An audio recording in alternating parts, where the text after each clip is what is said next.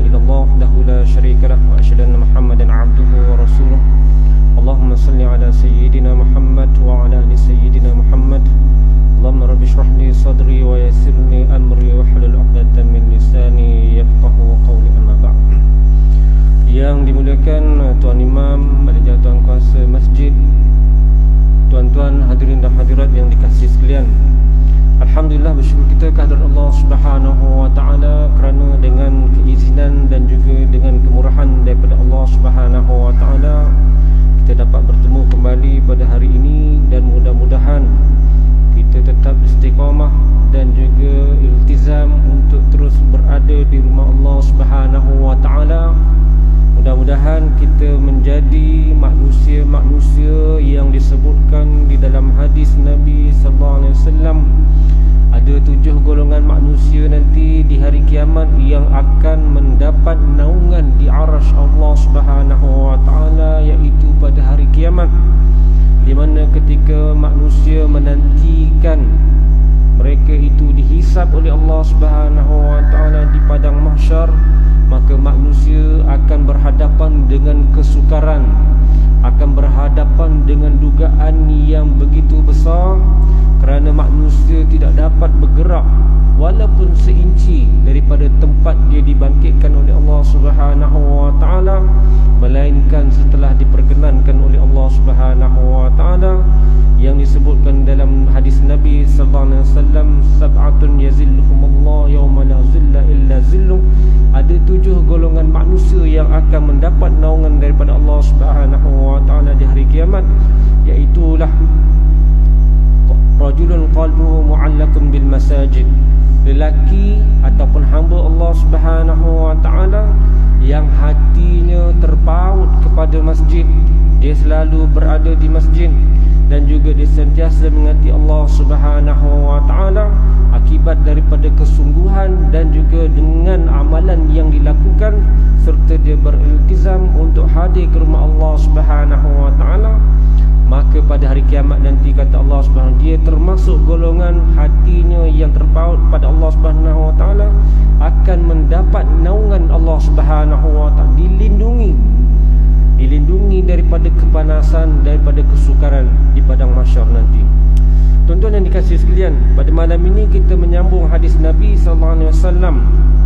An Abil Abbas Sa'd bin Sahal As-Sa'idi radhiyallahu anhu qala jaa'a rajulun ila an-nabi sallallahu alaihi wasallam faqala ya Rasulullah dullani ala amalin idza amiltuhu ahabbani Allah wa ahabbani an-nas.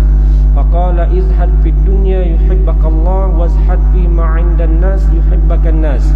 Rawah Ibnu Majah wa ghairuhu bi asanid hasanah.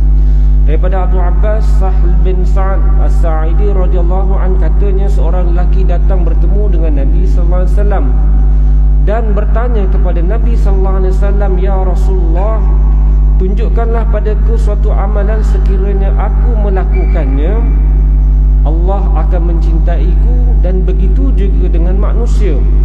Sabda Rasulullah sallallahu alaihi wasallam, zuhudlah dalam kehidupan dunia, Allah akan mencintaimu, dan zuhudlah daripada apa yang ada di sisi manusia, manusia akan menyintaimu.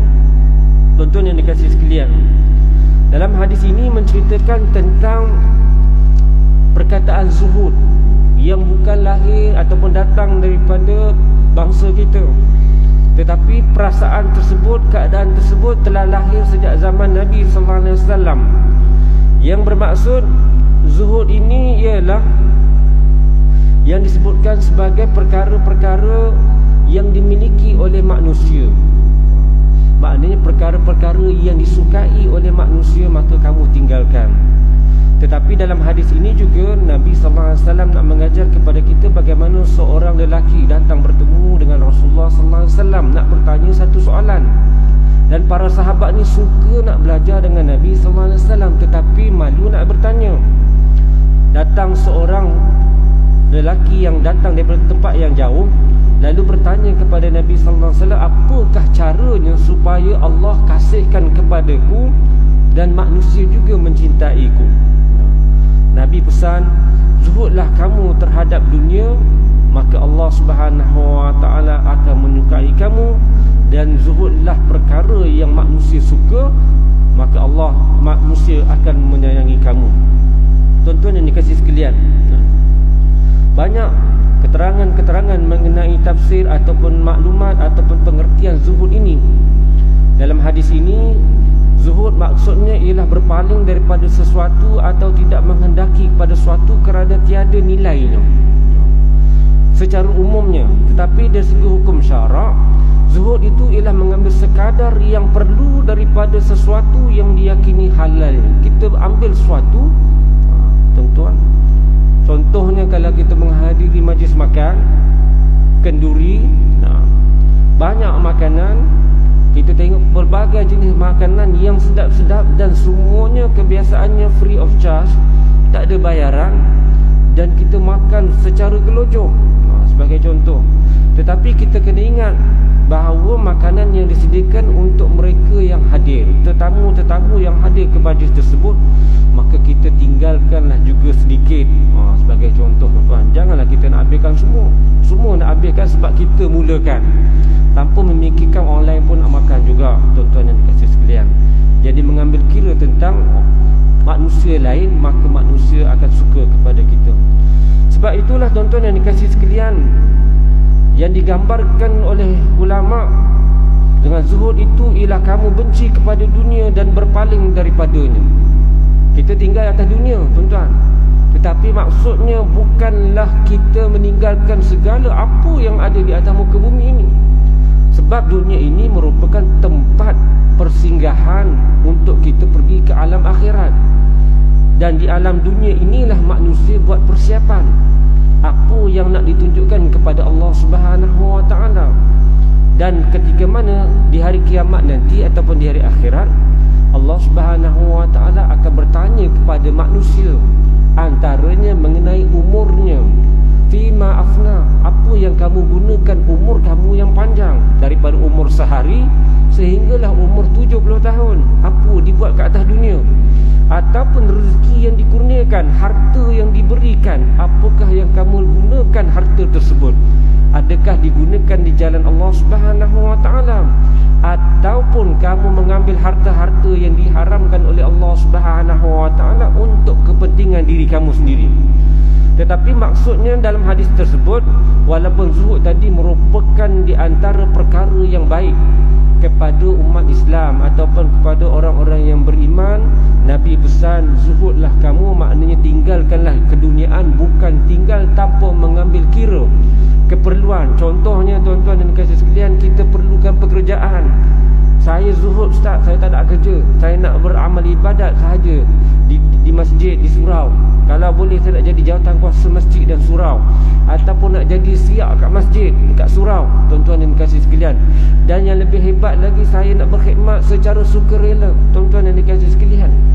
Nabi SAW sebut, kamu hidup atas dunia ni, kamu kena buat persiapan, buat persediaan, kerana kamu nak mencari rezeki. Rezeki di atas dunia, carilah sebanyak mana yang mungkin, sebagaimana yang dilakukan oleh Abu Bakar As-Siddiq ataupun sahabat Nabi Abdul Rahman bin Auf ketika mana berhijrah daripada kota Mekah ke Madinah. Dan ketika mana Nabi SAW nak mempersaudarakan Abdul Rahman bin Auf dengan penduduk Madinah, kata Abdul Rahman bin Auf, saudara-saudara juga, walaupun saudaranya tadi menawarkan isteri, saudaranya tadi yang baru dikenali tadi, yang dipersaudarakan oleh Nabi SAW, menawarkan isteri, menawarkan harta, menawarkan pekerjaan, menawarkan penempatan dan sebagainya, semua ditawarkan sebab menyahut seruan Nabi SAW tanpa mengira dia ni keturunan mana dan sebagainya. Tetapi akhirnya Abdul Rahman bin Auf kata, tunjukkan kepadaku di mana pasar, di mana tempat aku boleh mencari rezeki. Tuan-tuan yang dikasihi sekalian, sebab Abdul Rahman bin Auf ini merupakan salah seorang sahabat Nabi, 10 orang sahabat Nabi sallallahu alaihi wasallam yang dijamin masuk ke dalam syurga Allah Subhanahu wa taala. Tuan-tuan yang dikasihi sekalian, 10 orang sahabat the best, 10 orang sahabat Nabi sallallahu alaihi wasallam yang terbaik, yang menduduki tempat ranking 10 yang pertama, tuan-tuan, masuk syurga Allah Subhanahu wa taala, yang disebutkan oleh Nabi sallallahu alaihi wasallam ni hebat, tuan-tuan. Tetapi walaupun dia disebutkan oleh Nabi sallallahu alaihi wasallam masuk syurga, dia bekerja keras. mencari rezeki. Dan dalam sejarah Abdurrahman bin Auf ni adalah seorang jutawan. Zaman Nabi dulu tadi tuan-tuan, sahabat-sahabat Nabi ramai yang jutawan, dan Nabi sebut peranan kamu ialah memimpin ekonomi, pegang ekonomi baik-baik. Sebab umat Islam ni umat baru, dan kita duduk di penempatan baru, agama baru, masyarakat baru, dan segala-galanya baru. Pemerintahan cara baru, cara percakapan pun cara baru, beramal ibadat pun cara baru, tuan-tuan dan dikasihi sekalian. Sebab itulah para sahabat ni memahami apa yang dikehendaki oleh Nabi sallallahu alaihi wasallam dan cuba praktikkan sebaik mungkin. Tuan-tuan dan dikasihi sekalian, walaupun Nabi orang Madinah, orang Mekah, tetapi penduduk Madinah menyayangi Nabi sallallahu alaihi wasallam lebih daripada segala-galanya. Percaya kepada Nabi sallallahu alaihi wasallam lebih daripada percaya kepada ibu bapa. Sebab itulah tuan-tuan dan dikasihi sekalian, apabila Nabi sebut zuhud, maknanya kamu meninggalkan kesenangan dunia kerana memilih kesenangan akhirat. Berusaha tuan-tuan, kita berusaha nak menambah amal jariah kita, berusaha nak mengamal amal ibadah kita kerana Allah Subhanahu Wa Taala di atas muka bumi sebanyak yang mungkin. Mungkin dalam bulan Ramadan kita boleh melakukan amal-amal ibadah secara mudah, secara ringan dan sebanyak-banyaknya. Tetapi bulan Ramadan telah berlalu, bulan Syawal pun telah berlalu, dan sekarang ini kita berada di dalam bulan Zulkaidah. Selepas bulan Zulkaidah, tuan-tuan, kita akan berhadapan dengan bulan Zulhijjah. Bulan Zulhijjah ini adalah bulan haji, yang mana ramai di kalangan umat Islam akan menunaikan ibadat haji di Baitullahil Haram. Bagi mereka yang tidak menunaikan ibadat haji di Baitullahil Haram, mereka akan melakukan ibadah korban. Dan alhamdulillah pada tahun ini kita kemungkinanlah di Selangor ni akan diberikan kemudahan untuk melakukan ibadah korban. Jadi sesiapa yang berkemampuan, ada keinginan dan percaya kepada Allah Subhanahu, yakin terhadap ganjaran daripada Allah Subhanahu Wa Taala, maka manusia akan berlumba-lumba untuk turut serta, tuan-tuan. Tetapi dalam masa yang sama, pastikan kita ini walaupun nak melakukan ibadah korban, jangan lupa ibadah korban tersebut perlu dilaksanakan secara gotong royong dan perlu ada petugas-petugasnya. Kadang-kadang tuan-tuan yang dikasihi sekalian, nak melakukan ibadah korban satu amalan yang mulia.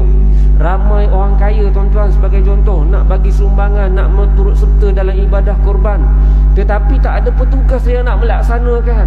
Sebab semua pakat kaya belaka, tuan-tuan. Jadi masing-masing harap tunggu daging 3 kilo sebagai contoh, nak dapat sebahagian daripada daging korban semata-mata. Tak selesai masalah. Tuan-tuan yang dikasihi sekalian, walaupun kita ni turut serta sebagai peserta dalam ibadah korban, turut sertalah juga sebagai petugas untuk memudahkan urusan masjid. Bukan semuanya masjid nak buat, tuan-tuan yang dikasihi sekalian, sebab orang masjid ni pun merupakan ahli qaryah juga, tuan-tuan yang dikasihi sekalian. Sebab itulah dalam perkara zuhud ini juga Nabi sallallahu alaihi wasallam menceritakan kepada kita, hati tidak terpikat daripada sesuatu yang dikosongkan, ataupun hati ini tidaklah memandang keduniaan itu lebih daripada segala-galanya. Hati ni tadi, tuan-tuan, dia sekali tengok je dia terpikat. Sebagai contoh handphone, tuan-tuan, dulu pakai Apple 7, sekarang dah pakai Apple 13 sebagai contoh, tuan-tuan. Dan iPhone 13, sekarang ni kemungkinan ada lagi yang lebih tinggi akan cuba juga nak dapat, sebab dia kata the latest trend sebagai contoh, tuan-tuan. Orang ada duit tak ada masalah, tapi bagi orang kampung, orang tak ada duit, dan dia tak heran pun jenama-jenama ni asal boleh call jadilah, cukup lah, tuan-tuan. Tak ada pun mahal-mahal nak dibuat apa, bukannya nak buat kerja apa pun, tuan-tuan dan kasih sekalian. Melainkanlah kalau businessman dan sebagainya. Tuan-tuan dan kasih sekalian, zuhud juga terhadap perkara keduniaan ini dibahagikan kepada 3 perkara. Pertama, percaya kepada sesuatu yang ada pada Allah lebih daripada apa yang ada pada diri sendiri. Kita yakin tadi, tuan-tuan, Allah Subhanahu Wa Taala akan memberikan ganjaran yang terbaik kepada kita di atas usaha kita mentaati perintah Allah Subhanahu. Itu lebih baik, tuan-tuan, daripada apa yang kita usahakan. Mungkin kita makan gaji ataupun kerja dalam satu syarikat dan sebagainya, mendapat keuntungan yang besar, kita rasa selesa, kita rasa selamat dan sebagainya. Tetapi kemungkinan apa yang kita usahakan itu tidak mendapat mardatillah ataupun tidak mendapat keredaan daripada Allah Subhanahu Wa Taala. Kemungkinan daripada sudut pekerjaan tadi terdapat penipuan, daripada sudut kerja tadi dapat penindasan dan sebagainya, tuan-tuan dan kasih sekalian. Sebab itulah dalam melakukan perkara zuhud ini juga kita digalakkan untuk berusaha mendapatkan ganjaran dan juga kesusahan dunia. Sebagai contoh, sekiranya kita kehilangan harta benda, tuan-tuan yang dikasihi sekalian, dalam akhbar diceritakan bilioner yang ada kat Malaysia ni tadi, tuan-tuan, dia kerugian lebih kurang 25 bilion, sebagai contoh. Sebab harga pasaran ataupun pelaburan yang dilakukan tadi telah merosot ataupun merudum, jatuh. Pada permulaan Covid, dia dapat untung banyak, tuan-tuan. Tetapi setelah selesai Covid, dah berkurangan dan orang pun dah tak pakai dah peralatan-peralatan yang dibuat daripada getah, jatuh saham, tuan-tuan, hilang 25 bilion begitu sahaja, tuan-tuan. Bukan orang curi, orang tak curi pun, tuan-tuan, tetapi disebabkan pasaran, tuan-tuan. Tapi sekiranya manusia merasakan itu merupakan kerugian besar dalam kehidupan dia, kemungkinan, tuan-tuan, dia akan menghadapi kemurungan. Yang kedua, kemungkinan dia akan bunuh diri. Sebab apalah artinya kekayaan yang didapati secara tiba-tiba kemudian hilang begitu sahaja, sekejap saja, tanpa dirasai. Tak dapat nikmat kekayaan tersebut, hilang begitu sahaja, tuan-tuan yang dikasihi sekalian. Sebab itulah dalam Islam ini diajar kepada manusia untuk merasai kesusahan dunia akibat daripada kehilangan harta, kalau ada harta, tuan-tuan, ataupun kehilangan ahli keluarga. Kadang-kadang, tuan-tuan, kita ada keluarga, ada kemewahan, kita beli kenderaan hebat, tiba-tiba berlaku kemalangan, ahli keluarga kita semua, tuan-tuan, meninggal dunia. Sama ada orang langgar ke, sama ada terbabas ke, dan sebagainya. Akhirnya meninggal dunia, ataupun sebabkan perkara-perkara lain.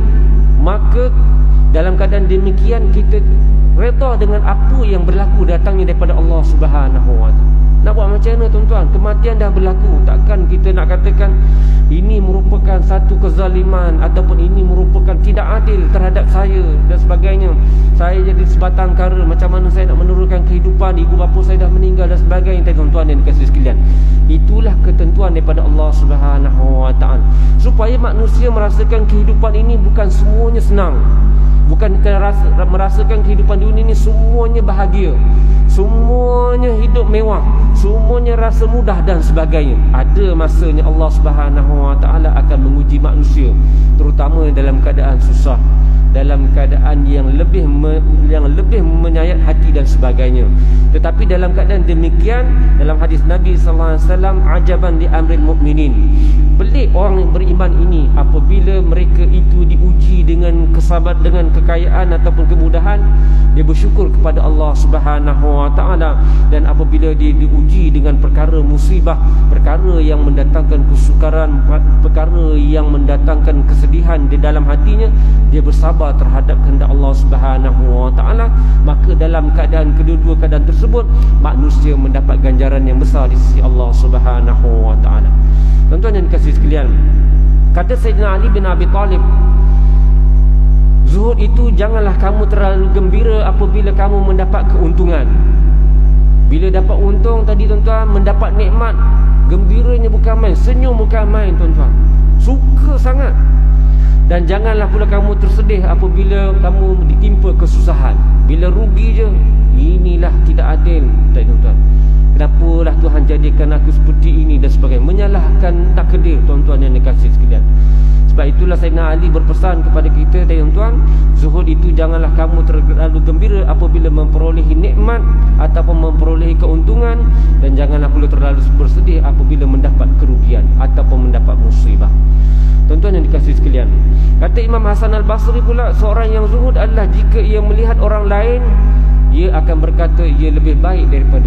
Nampak orang lain, tuan-tuan, oh dia lebih hebat, dia rasa rendah diri, walaupun yang sebenarnya dia merupakan seorang pemimpin ataupun dia seorang jutawan, tapi dia kata, oh dia lagi hebat.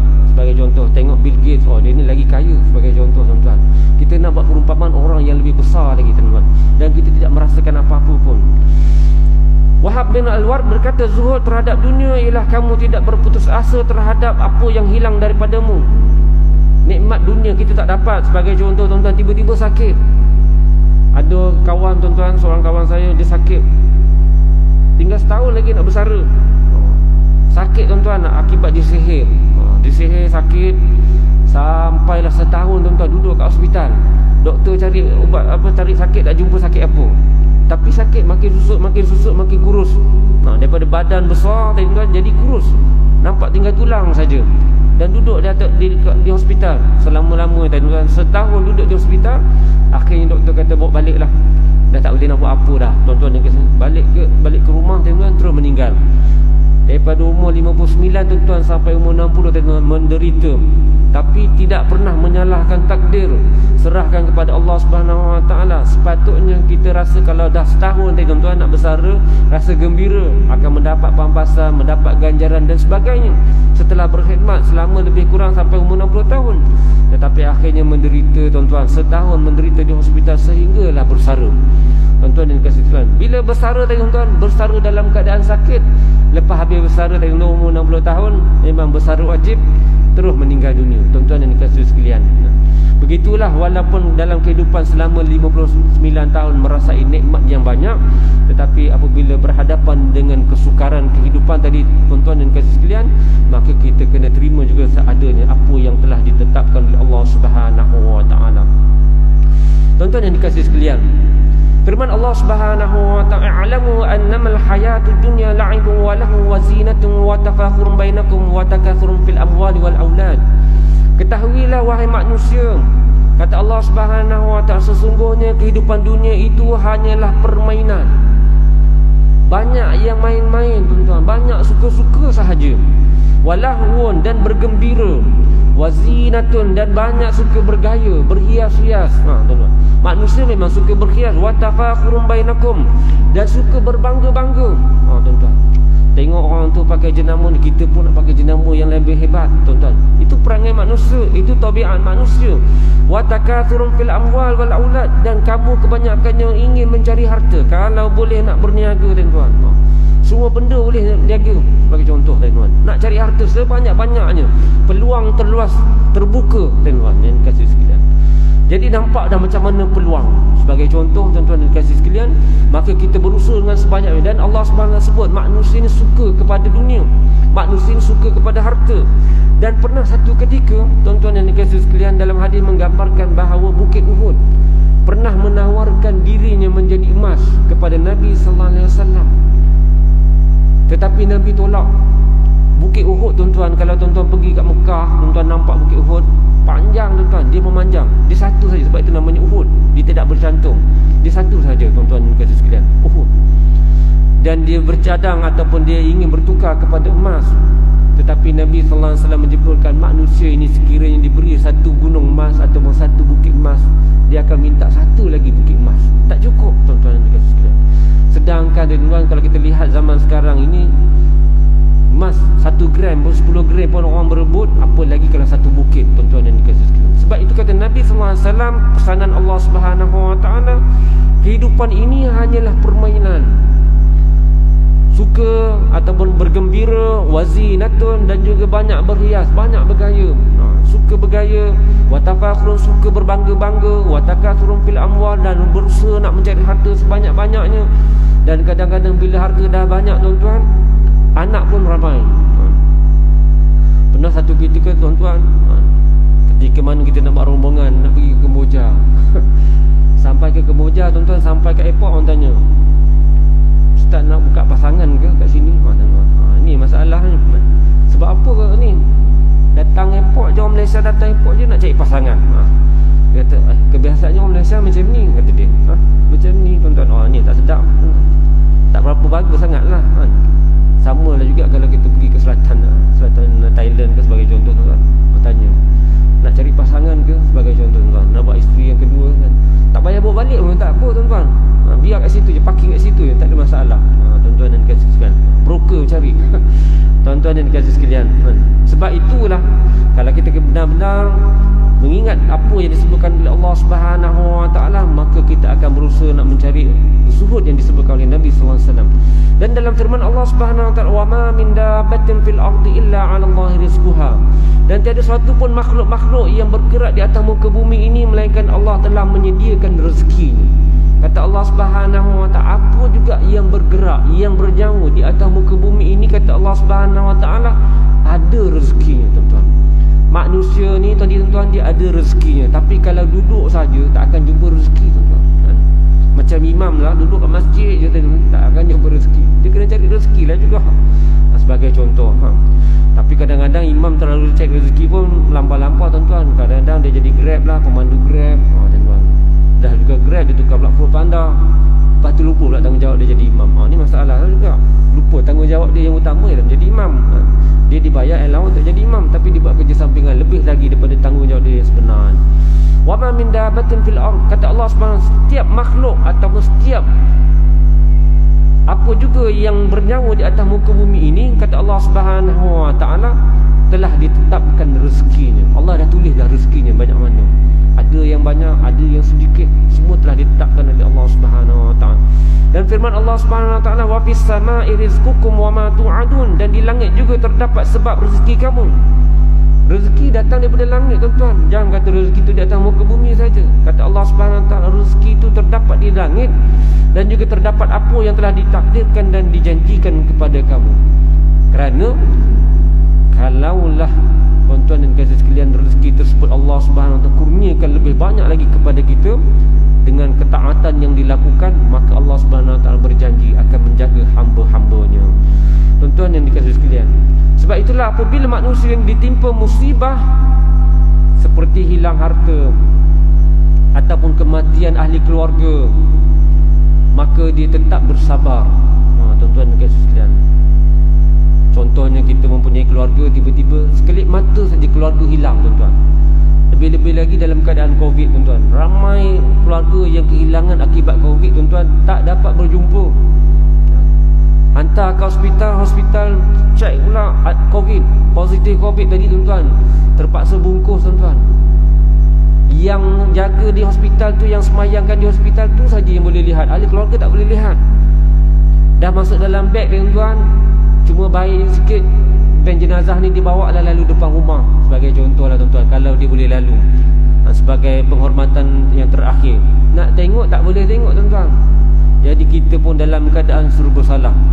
Sepatutnya kita ni ahli keluarga boleh lihat, tetapi akibat daripada Covid terpaksa dibungkus tuan-tuan dan ditanam dengan secara segera yang boleh, tanpa boleh dilihat oleh orang yang ramai. Tuan-tuan kasih sekalian, sebab itulah apabila kita ni berada dalam keadaan demikian, kita bersabar kepada Allah Subhanahu wa taala, mudah-mudahan Allah Subhanahu wa taala akan memberikan ganjaran di atas kesabaran kita. Tuan-tuan dan kasih sekalian, diriwayatkan juga oleh Ibnu Umar daripada Rasulullah sallallahu alaihi wasallam, Nabi berdoa, Allah maksim lana min khasyatika ma tahulu bainana wa baina ma'asik, wa min ta'atika ma tuballighuna bihi jannatak, wa min al-yaqin ma tuhawwinu alaina masa'ib ad-dunya.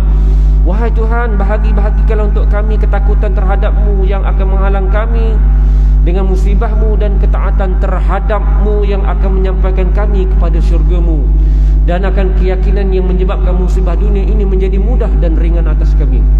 Nabi berdoa tuan-tuan, supaya manusia ni apabila ditimpa kesusahan dan juga ketaatan terhadap Allah Subhanahu wa taala menyebabkan manusia ni boleh masuk syurga. Yang penting boleh masuk syurga tuan-tuan. Duduk dalam syurga Allah Subhanahu wa taala, khalidina fiha. Dalam Al-Quran banyak disebutkan khalidina fiha, kamu kekal duduk di dalamnya. Kekal tuan-tuan. Sebagaimana Nabi Adam AS mula-mula dulu duduk dalam syurga Allah Subhanahu wa taala. Duduklah dalam syurga ini. Ketika mana Adam dan Hawa duduk dalam syurga, kata Allah Subhanahu wa taala, wala taqraba hadhihi syajarah. Wahai Adam dan Hawa, kamu boleh duduk dalam syurga ni, boleh round-round dalam kawasan ni, minta apa sahaja, tak ada sekatan, tak ada halangan, semuanya free of charge. Tak ada kesusahan, tak ada halangan, tak ada sekatan. Tetapi kata Allah Subhanahu wala taqraba hadhihi syajarah, cuma ada satu pohon dalam syurga ini kamu tak boleh dekat. Dekat pun tak boleh tadi tuan-tuan, apa lagi ambil buahnya tuan-tuan, ataupun pegang pokoknya sebagai contoh. Ini tegahan, ini amaran Allah Subhanahu wa taala. Dan bila bagi amaran tadi tuan-tuan, dia hanya one time saja, sekali je sebut, takkan nak ulang banyak kali. Tuan-tuan dan kasih, sebab kita duduk di tempat yang hebat. Tempat yang hebat tadi tuan-tuan, warning sekali saja, tak perlu banyak-banyak kali. Tuan-tuan dan kasih sekalian, sebab faham tak? Duduk di tempat yang hebat, kita sebagai tetamu, maka kita cuba nak melaksanakan sebagaimana yang dikehendaki oleh Allah Subhanahu wa taala. Tetapi manusia ni sikapnya dia lupa, tuan-tuan.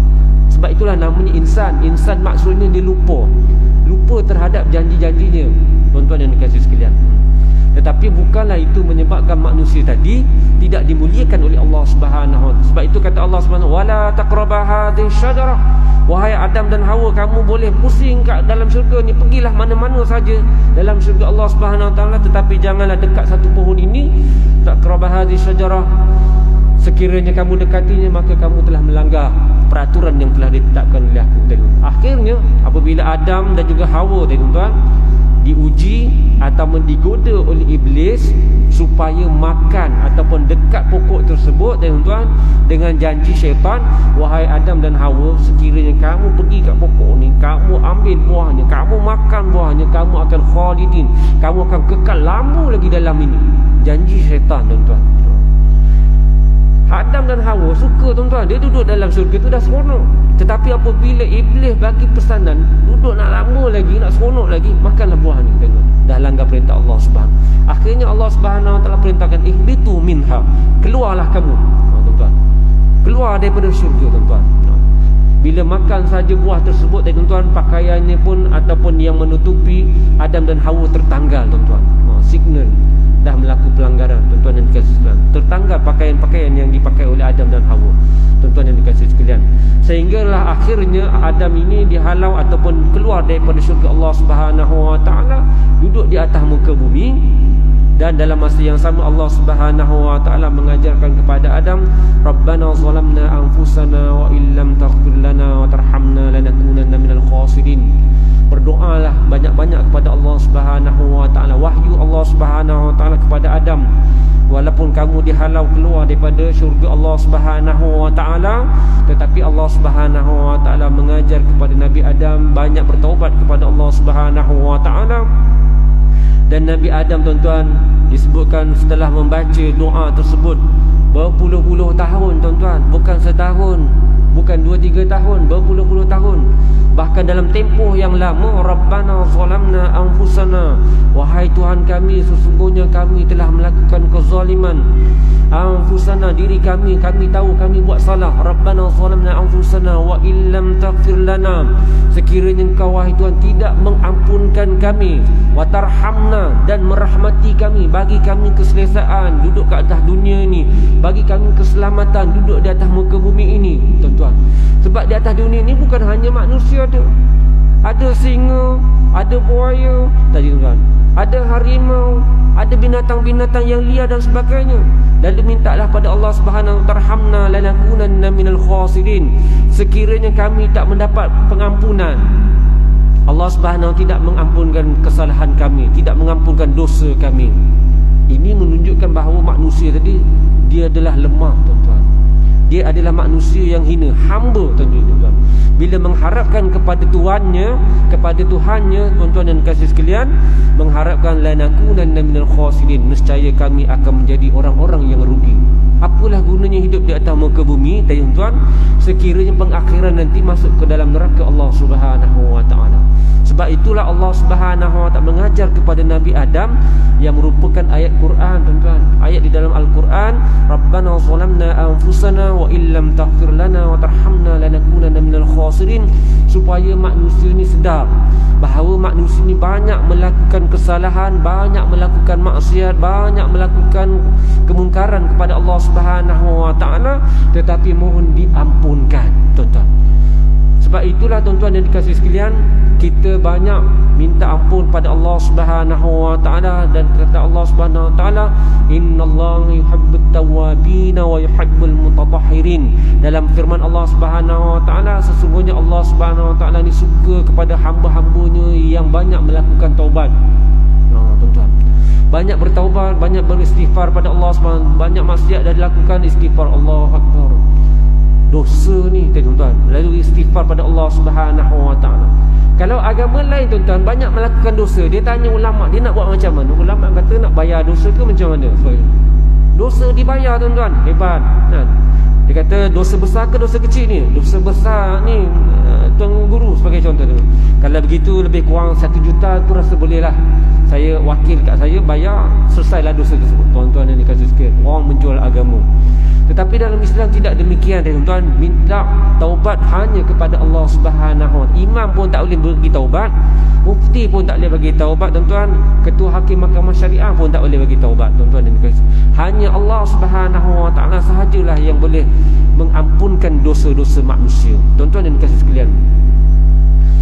Sebab itulah dalam hadis ini, tuan-tuan yang dikasih sekalian, disebutkan lagi bahawa kata Sufyan bin Uyainah, zuhud di dalam kehidupan dunia ni ialah apabila dikurniakan nikmat dia bersyukur, dan apabila dia ditimpa bala maka dia bersabar.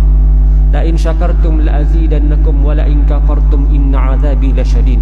Dalam firman Allah Subhanahu wa taala dalam surah Ibrahim, Allah Subhanahu wa taala sebutkan wala in syakartum la azidannakum, sekiranya kamu bersyukur, dapat nikmat bersyukur, alhamdulillah.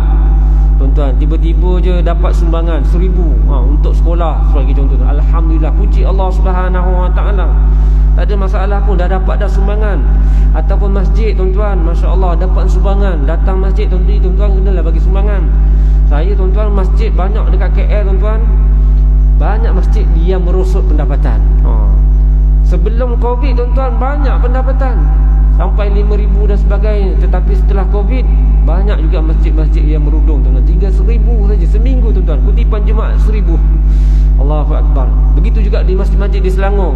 Sebelum ni dapat kutipan 7,000, 8,000. Tiba-tiba, tuan-tuan, masjid baru dibuka, kutipan tak banyak pun, kadang-kadang RM700 saja. Daripada 7,000, tuan-tuan, tinggal RM700. Makna jemaah ni tak menyumbang dan sebagainya. Tuan-tuan dan kasih sekalian, ini rumah Allah Subhanahu wa taala. Ini bukan rumah kebajikan, tetapi rumah Allah Subhanahu wa taala. Dan Allah Subhanahu wa taala ingin melihat di kalangan hamba-hambanya. Masalul ladzina yunfikuna amwalahum fi sabilillah kamathali habbatin ambatat sab'a sanabila fi kulli sumbulatin mi'atu habbah wallahu yudha'ifu liman yasha' wallahu wasi'un alim. Dalam firman Allah Subhanahu wa taala, perumpamaan orang yang membelanjakan hartanya di jalan Allah Subhanahu wa taala, kata Allah Subhanahu wa taala, umpama sebiji benih. Tuan-tuan, Allah Subhanahu wa taala suka buat perumpamaan kepada manusia supaya manusia fikir. Daripada sebiji benih tadi menghasilkan pokok, tuan-tuan. Daripada pokok tadi dia menghasilkan 7 tangkai. Daripada 7 tangkai tadi menghasilkan 100 buah biji. Tuan-tuan, sebiji benih saja, tapi benih yang berkualiti, tuan-tuan. Banyak juga benih, tuan-tuan. Sebagai contoh, kalau kita ni berkahwin, suami isteri berkahwin, banyak benih tadi, tuan-tuan, ditaburkan. Tapi kadang-kadang isteri tak mengandung juga, tuan-tuan. Dah 10 tahun dah berkahwin, tak mengandung-ngandung. Mak mertua tanya, mana anak tak keluar-keluar lagi ke? Sebagai contoh, tuan-tuan. Direct call dia, tuan-tuan. Kadang-kadang isteri dengar pun sentap, tuan-tuan. Ni salah siapa ni? Sebagai contoh, tuan-tuan dan kasih sekalian. Sebab itulah, tuan-tuan dan kasih sekalian, kata Allah Subhanahu wa taala, hendaklah kamu membelanjakan harta yang kamu miliki tadi di jalan Allah Subhanahu. Jalan Allah ni siapa, tuan-tuan? Jalan-jalan yang diredai oleh Allah Subhanahu. Antaranya, tuan-tuan, masjid, sumbang pada masjid, sumbang pada sekolah sebagai contoh, sumbang pada perkara-perkara yang mendatangkan manfaat dan kebaikan kepada umat manusia. Kadang-kadang, tuan-tuan, banyak juga sumbangan orang bagi zakat. Zakat kepada lembaga zakat kalau di Selangor, tuan-tuan. Di lembaga zakat Selangor, tiba-tiba ada pula yang pandai kata, kita pun nak mohon zakat jugalah, tapi kita bukan orang Islam. Mana boleh, tuan-tuan. Mufti terpaksa buat kenyataan, zakat ini dikeluarkan oleh orang Islam. Orang Islam sahajalah yang layak mendapat zakat. Orang bukan Islam kenapa nak minta zakat?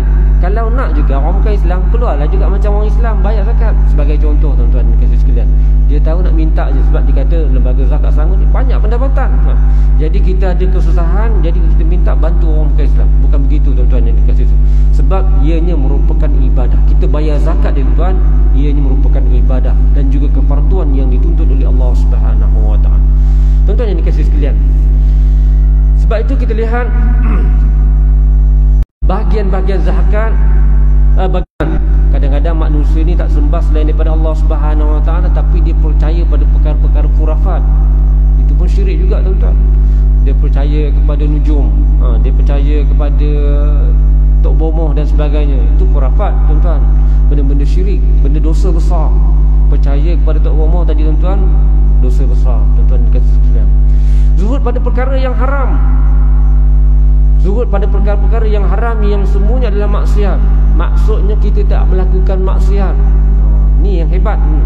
Dan zuhud terhadap perkara-perkara yang halal. Benda halal tak, tapi kita tak melampau-lampau sangat, tuan-tuan dan dikasihi sekalian.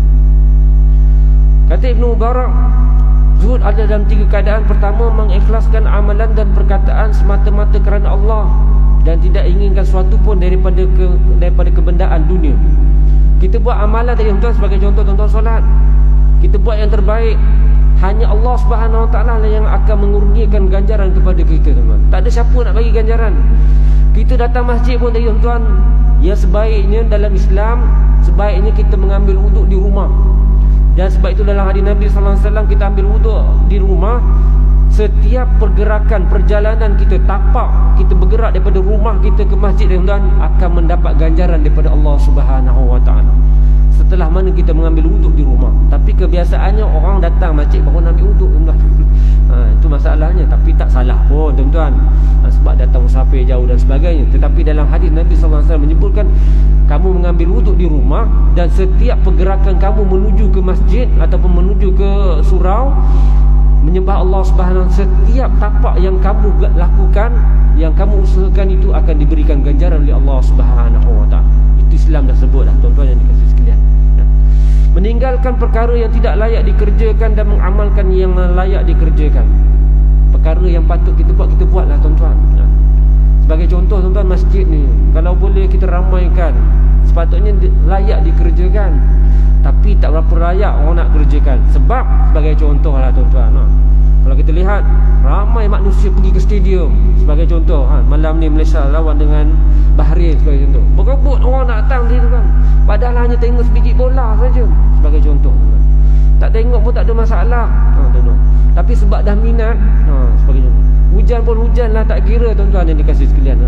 Berbasah-basah pun tak kira, tak ada masalah. Tetapi nak datang rumah Allah Subhanahu Wa Taala berkira, tuan-tuan.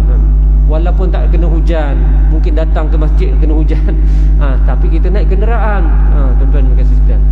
Zuhud daripada perkara yang halal, dan ini hukumnya sunnah dan merupakan zuhud yang paling tinggi. Benda tu halal, tapi kita rasa memadailah apa yang ada. Sebab itulah Nabi sallallahu alaihi wasallam, tuan-tuan, dalam perkara zuhud yang halal ini, Nabi banyak nikmat yang diberikan. Tapi Nabi berpada, tuan-tuan. Nabi tak ambil pun. Nabi bahkan pernah satu ketika Nabi balik lepas solat Isyak, Nabi tanya pada Aisyah, Aisyah ada apa kat rumah ni? Tak ada apa, wahai Rasulullah. Kalau tak ada, kita puasalah. Tuan-tuan, kalau kita balik dari masjid, tuan-tuan, daripada maghrib sampai Isyak, tanya isteri kita, makanan dah siap belum? Sebagai contoh, tuan-tuan. Itu kebiasaan. Tapi Nabi balik rumah tak ada, Nabi kata puasalah. Dan pernah satu ketika setelah solat Isyak dan juga, tuan-tuan, Nabi balik ke rumah, ada seorang datang berjumpa Nabi, wahai Nabi, aku lapar. Nabi kata, kat rumah aku ada tamar je. Nak tamar tu, tuan-tuan, bagi 2. Nabi kata, ini aku punya, separuh kamu punya. Tuan-tuan kasih sekalian, sampai tahap begitu sekali Nabi layan sahabat-sahabat yang bertanya atau manusia yang bertanya kepada Nabi sallallahu alaihi wasallam, terutama dalam perkara yang nak memberikan kemudahan kepada manusia. Masuk tu. Jadi insya-Allah, tuan-tuan yang dikasihi sekalian, kita sambung pada waktu yang lain. Aku li qauli hadza wa astaghfirullah li wa